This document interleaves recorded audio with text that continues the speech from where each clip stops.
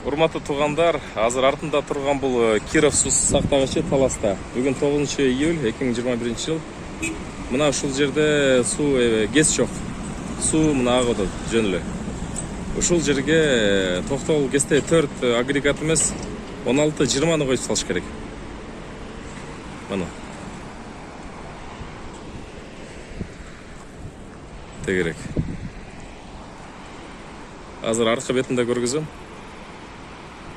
Мына бул жерге бирөөнү тоссо, экинчисин бул жерге тоссо, төртүнчүсүн бул жерге тоссо, андан ылдыйраак кылып, чакан кылып куруп кете берсе болот да.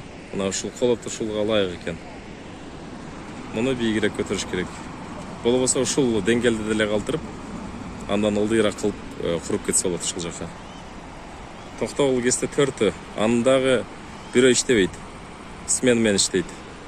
Мен 2010-жылы барганда экөө иштебей аткан. Мына президент ушул нерсеге көңүл бургула, сөзсүз ушуну ишке ашырыш керек. Мына Киров суу сактагычы Таласта.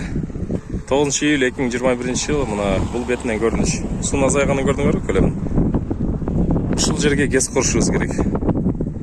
Келечекте. Тыйын болсо быйыл баштаса деле болот. Аракет кылып. Ушундай мына келечек жакшы. Талас областын ушул менен камсыздап койсок болот. Сырткыда сатсак болот.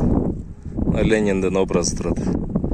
Электрификация, коммунизм — это электрификация всех стран деп жана Токтогул кесинде жазылган. Ал жерде ошол жанагы 4 лопасть бар да. Бул жерде 16-20 коюп салсак, шарт болсо коюп салыш керек. 4 эмес да 4төн көп болуш керек баары. Мына Киров суу сактагычы. Аркада тоонун боруна чейин бар экен.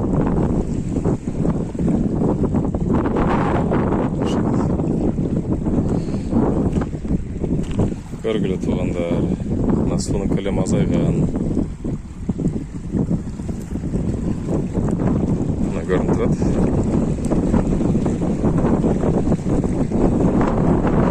Жылдын 12 ай иштебесе дагы 7-8-9 ай иштетсе болот экен да. Кести.